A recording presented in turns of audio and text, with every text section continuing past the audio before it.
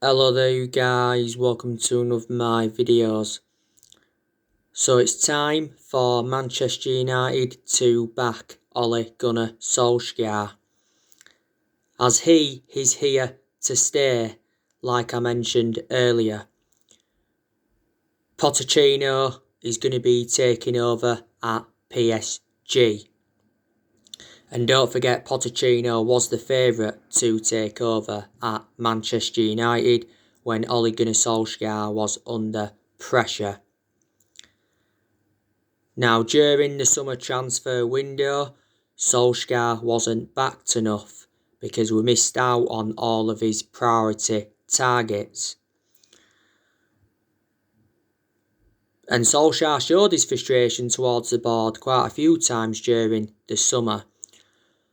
But Ed Woodward has come out several times to support Ole Gunnar Solskjaer, despite us having a poor start to the season and despite us getting knocked out of the Champions League.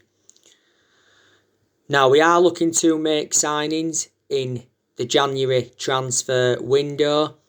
There has been a lot of players on our agenda. Now, Moises Caicedo is set to be our first signing for January. Reports were coming out yesterday saying that he's undergoing his medical with Manchester United. He said he will sign a 5-year contract and Man United will get him for around 4.5 million. There was reports circulating out yesterday though saying that Chelsea could hijack our move for him, and they have been in talks. Brighton and Newcastle have also been interested.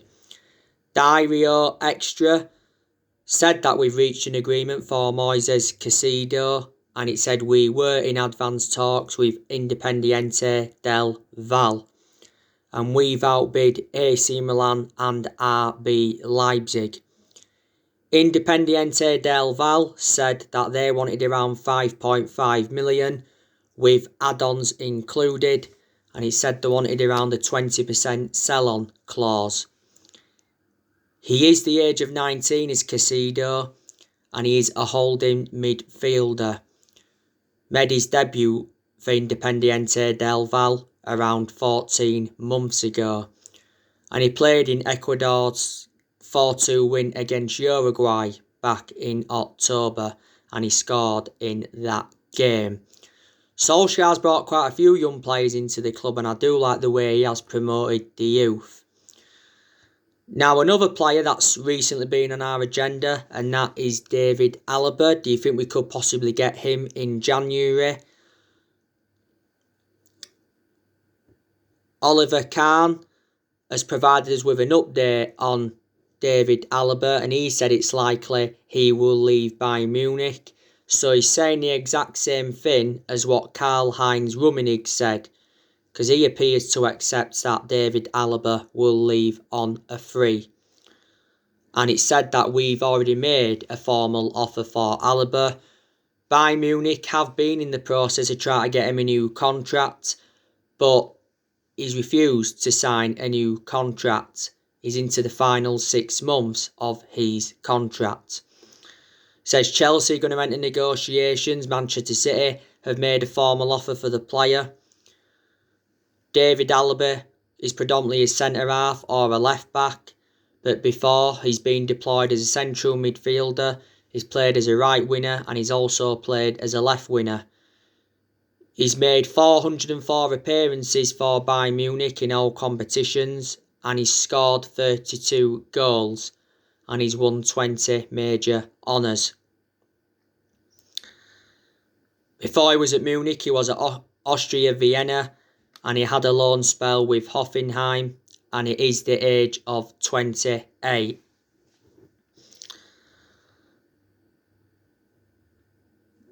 Now, Jack Grealish, we've revived our interest in him. Aston Villa are expecting bids from Man United and Manchester City in January. It's also mentioned that Liverpool have recently been interested and they could make a move for him in January. They're possibly seeing him as a replacement for Salah, because it recently said that Salah is unhappy at Liverpool. I think Villa value Jack Grealish at around £100 million. Reflects on his good performances. During the summer we went in for Grealish. He was one of our priority targets, but Aston Villa wanted around £80 million, so their valuation put us off. Back in September, he signed a 5-year contract with Aston Villa, so he committed his future with them. Up until this point, he's spent the entirety of his career with Villa. Don't forget, he recently got banned from driving. I think next year we are going to go in for Jadon Sancho. Don't forget, during the summer transfer window, he was our number one priority target.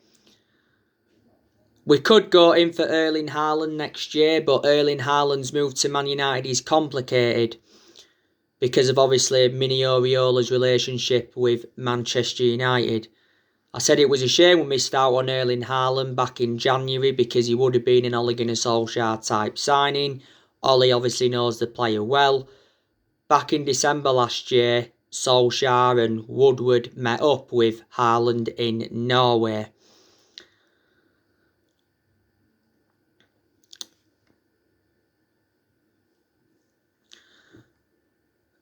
Now there's been reports saying that we're looking at Dominic Calvert-Lewin as an alternative to Erling Haaland.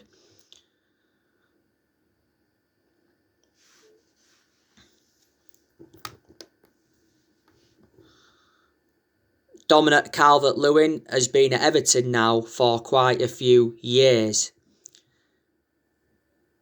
He scored like 35 goals in 128 games for Everton. He's got a contract with Everton until 2025. He's a striker. Everton paid just £1.5 million for him from Sheffield United. Don't forget he had loan spells with Stalybridge Celtic and he had a loan spell with Northampton. Dominic Calvert-Lewin is only the age of 23, so he's still young and he's proven in the Premier League. We inquired about getting Dominic Calvert-Lewin during the summer, but Everton said that they wanted £80 million. But the four positions we are looking to strengthen up is... The four positions we're looking at strengthening up is right wing, holding midfielder, centre half and a right back. Ed Woodward has recently changed our transfer strategy.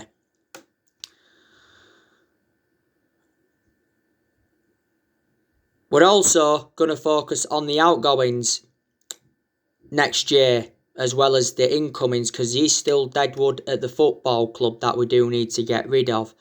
I think next year we'll be looking to get rid of Jesse Lingard. I think we'll get rid of Phil Jones. We'll get rid of Rojo. We'll get rid of Sergio Romero because Sergio Romero is now our third choice goalkeeper. I think Ighalo will leave next month when his loan expires. Daniel James, there's been rumours of him leaving the club. There's been rumours of Brandon Williams going out on loan because Brandon Williams is now our third choice left back following the arrival of Alex Telles. And earlier on in the season, there was rumours of Dean Henderson going out on loan. Matic could leave next year. Juan Mata could leave next year. Eric Bailly could leave next year. Eric Bailly is a good centre-half, but my element of concern about Bailly is too injury prone. And a lot of United fans do expect Paul Pogba to leave next summer. Maybe he could stay, I don't know. Because don't forget, Ole Gunnar Solskjaer recently said that Paul Pogba can be convinced to stay at the club if the club win trophies. And he mentioned that Paul Pogba's got a good attitude and he says that he has got the right mentality at Manchester United. It says we could raise over £30 million in January player sales.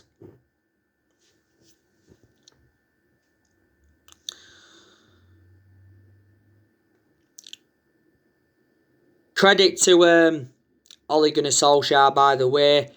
He's got us to the semi-final of the Carabao Cup this season, that's a good chance of us winning a trophy.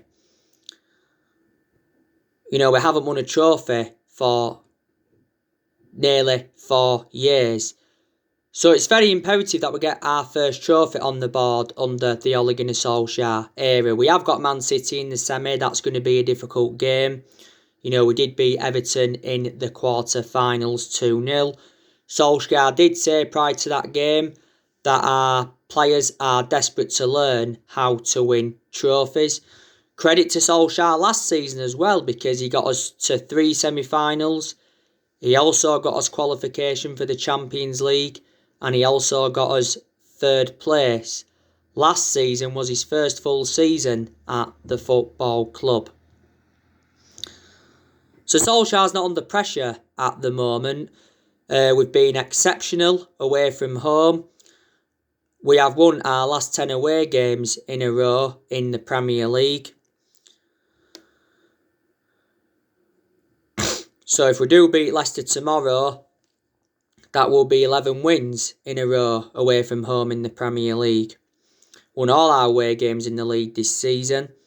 When we beat Sheffield United the other week, we became the first team to win 6 successive away games after conceding first in a single Premier League season. We've only won 2 games at Old Trafford in the Premier League this season.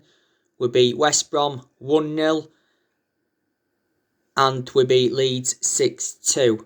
We was enjoying our worst start at Old Trafford for around 50 years.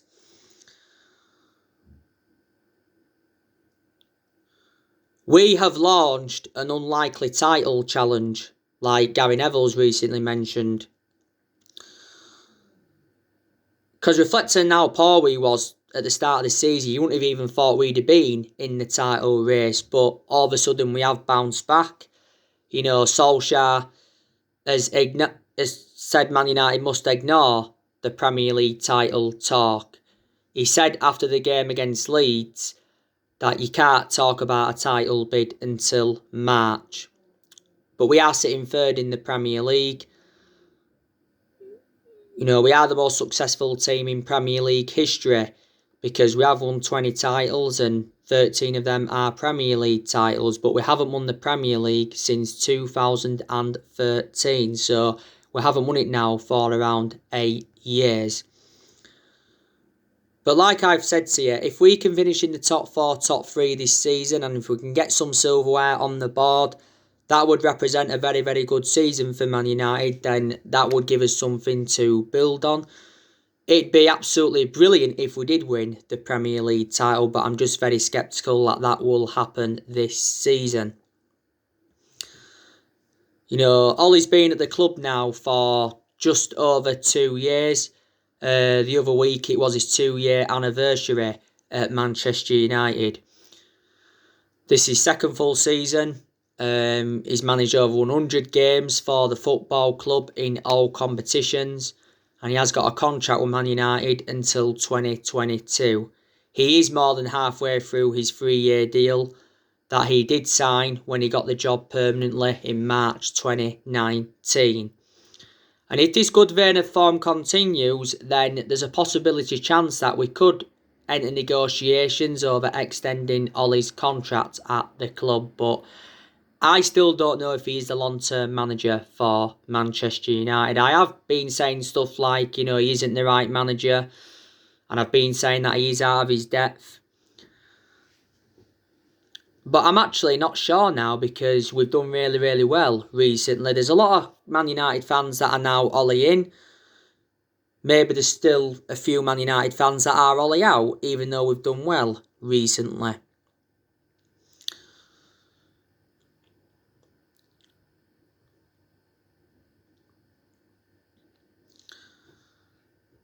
You know what I mean? But Ollie was a great player for the football club for 11 years. He flourished under Ferguson's guidance. My perception on him as a manager is comparison. Like I said, he hasn't got that proven pedigree as a manager.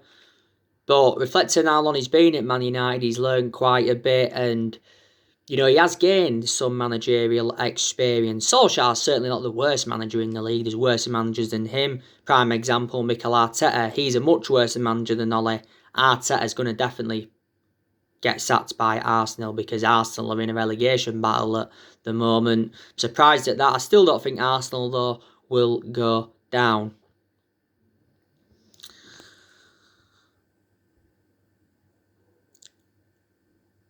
Now, like I said, big game tomorrow for Man United, away to Leicester. Lunchtime kick-off. Big test for Ole. Second against third. You know, we did the double over Leicester last season. We're beating them at the King Power Stadium by 2-0. That was the final game of last season.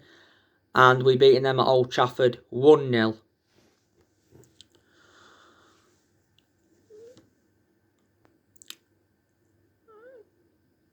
We're coming into this game on the back of a 2-0 win against Everton. It was obviously goals from Edison Cavani and Anthony Martial later on. And we won our last league game against Leeds United by 6-2. That's our biggest win this season. I can't remember the last time we scored 6 goals before the Leeds game.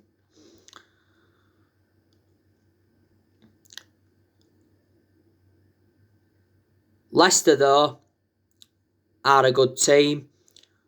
Like I said, they've got some good players. They've got Brendan Rodgers, very good manager. He's been Leicester manager now for almost 2 years.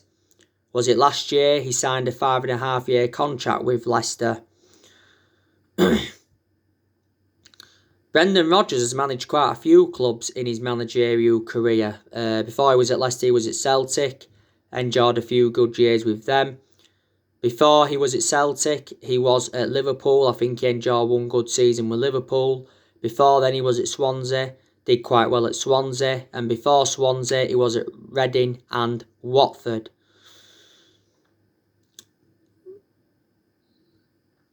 Leicester haven't only been consistent under Rodgers, though. They was very consistent under Claudio Ranieri because they won the Premier League title under Claudio Ranieri, and that was back in 2016.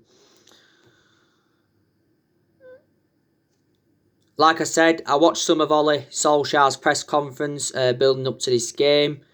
He was saying, like, ignore the Premier League title talk, like I've already said. He said that we could concede 4 goals easily. That's if we do go 1-0 down.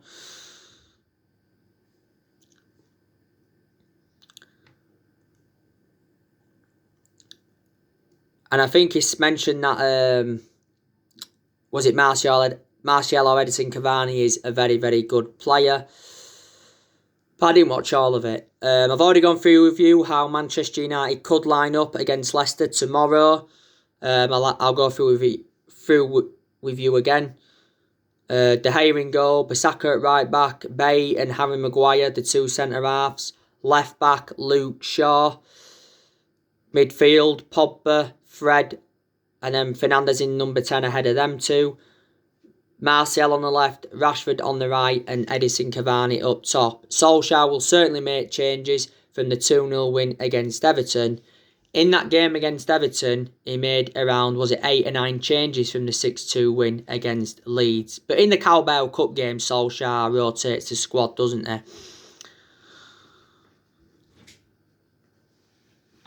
McTominay, he's out with a groin problem. Due to this, he missed the game against Everton. I'm hopeful that his injury is not too severe. I think Jones is still injured. I think he's back in January. Rojo has got a calf problem. Yeah.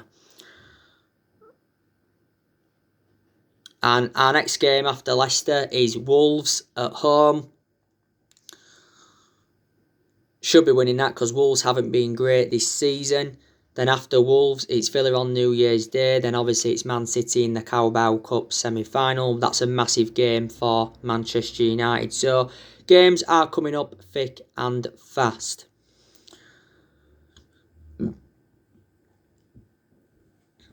But like I said to you, there's players at Manchester United this season that have impressed me. Marcus Rashford, he's really, really impressed me. Marcus Rashford is one of our best players. All aspects of his game have improved, certainly. Rashford's finishing's good. He gets good runs in behind. He scores goals. I just think we need to keep him out wide because that's where Marcus Rashford is more effective out wide. Rashford has been part of the club for several years. Anthony Martial now, he hasn't impressed me for all of this season so far, but he has impressed me recently. Anthony Martial scored against Everton and he also got an assist. He got 2 assists against Leeds and won the penalty, and he did score in the 3-2 win against Sheffield United. But for the vast majority of this season, Martial hasn't been clinical enough. Don't forget Martial had a 3-match suspension earlier on in the season because he got sent off in our 6-1 hammering from Tottenham. But that wasn't a sending off. Martial was good last season and he was good in his debut season under the Louis van Gaal era. He's enjoyed a good 5 years or so now at Manchester United. Edinson Cavani's really impressed me this season. He's enjoyed a fantastic start to his Manchester United career. Cavani recently scored against Everton in the Cup. He scored against Everton in the league earlier on in the season. That goal was his first goal for Man United. Cavani, don't forget, came off the bench in the 3-2 win against Southampton and scored twice and got an assist, so changed the complexion of that game. Almost scored with his first touch when he came on against Chelsea, did Cavani. I said when we got Cavani, he will be the next Zlatan Ibrahimovic. Cavani was lucky not to be sent off, though, against Everton for the way he choked Jerry Mina.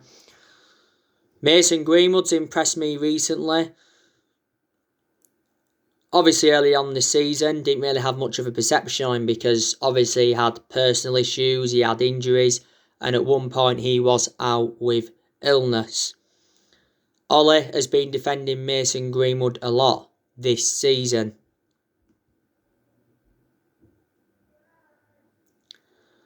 This is his second season in our senior squad, and don't forget at the start of this season, we give him that number 11 shirt. Bruno Fernandes has obviously been impressive this season. He's been impressive since he got recommended into Manchester United. He just made a difference in the team. I think he's created more chances than any other player in the Premier League this season. He's scored a lot of goals. A lot of his goals have come from the penalty spot. He's also provided assists. Fernandes has been at Man United now for almost a year. He won Player of the Month for November. He's won Player of the Month now quite a few times, reflecting on his good performances. We paid £47 million for him from Sporting Lisbon back in January. Certainly our best signing since the Sir Alex Ferguson era. He predominantly plays in that number 10. I've also been very, very impressed with Donny van der Beek. He's been good since he's come in. And had a lot of opportunities though, has he, in the league? He's only made 2 starts in the Premier League so far, and that was against West Ham. And he made his full Premier League debut against Southampton. He does start in the cup games as well, Van der Beek. We got him in a deal worth £40 million from Ajax. We did start Van der Beek against Everton. He was playing on that left-hand side. But like I've said, I think he's more effective in a deeper role, and we have played him in a deeper role this season. Fred, I think he's also been good. Got to give him credit. I like the way he's attacked. He's broke up the play well. He's dictated the play well at times. His passing's been good, but he's also enjoyed some poor games. Fred's been at the club now a few years. We paid, £47 million for him from Shakhtar Donetsk. McTominay, he's impressed me as well in games this season. His best game in the Man United shirt, McTominay, was a 6-2 win against Leeds. Because he was everywhere.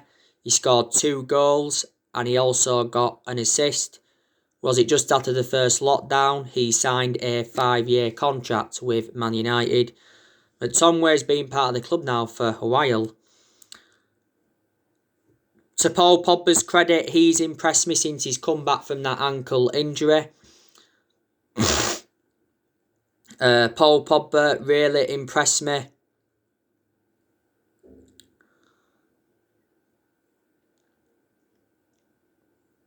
Against Everton, he impressed me.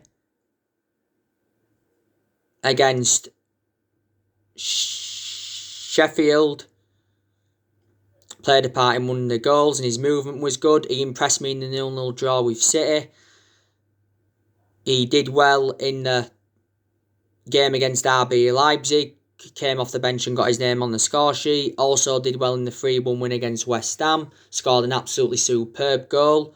And that game against West Ham early on in the season was his first start in the Premier League for over a month. When he was out with that ankle injury, Ollie confirmed that ankle injury was totally comparison to the one that he had last season. Paul Pogba was out for the vast majority of last season. You know, Paul Pogba could leave next year, like I've said. But like I mentioned earlier on, Solskjaer said if the team can win trophies, it can help us retain players like Paul Pogba. Don't forget Paul Pogba's agent, Mino Raiola, made an announcement just before the RB Leipzig game saying that Paul Pogba's unhappy at Man United and he has to leave, and he mentioned that his career at Man United is over and he said he's got no intentions of signing a new contract. Then he made a fresh statement, didn't he, saying like, you know, it's unlikely now we'll leave in January, because before that he said Pogba will leave in January, or it's likely he'll leave in January. But he said, you know, Paul Pogba can leave next summer. But reflects on what Mino Raiola said anyway, Solskjaer was reportedly furious with him. As far as I'm aware at the moment, there has been no talks over getting him a long-term contract. Earlier on this season, we triggered that 1-year extension on his contract, so he's under contract with Man United until June 2022. Our most expensive signing at the moment, because we paid £89 million for him. And this is his 5th season at the football club since he rejoined. He has had a long-running transfer saga. You know, there's been narratives of him going back to Juventus. Real Madrid have been relentlessly linked with him. PSG, Barcelona and Inter Milan have been in for him before.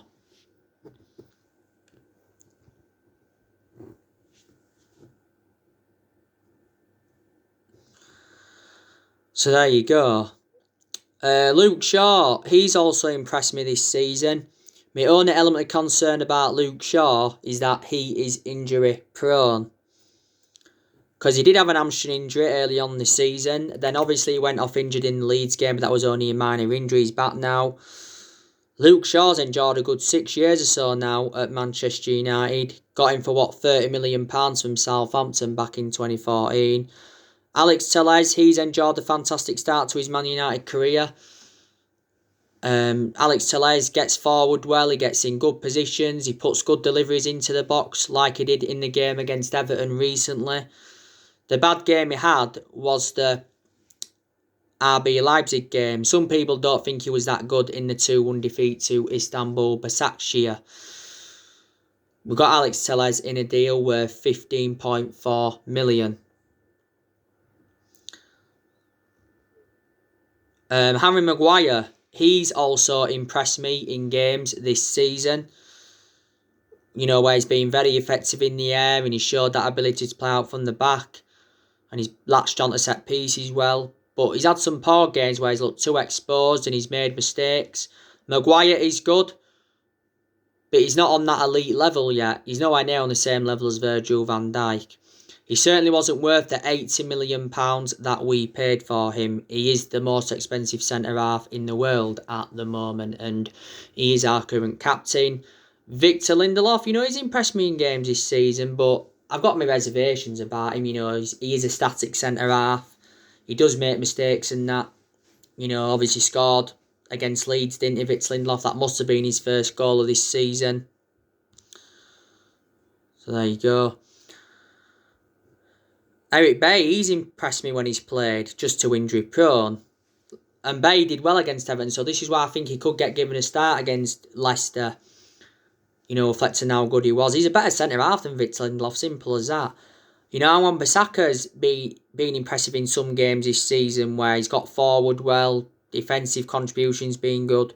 Defensively anyway, he's more or less been good. Got in good positions, put some dangerous crosses into the box. But our concern about Wan-Bissaka is his lack of attacking intent and his distribution. So, yeah, quite a few players have impressed me.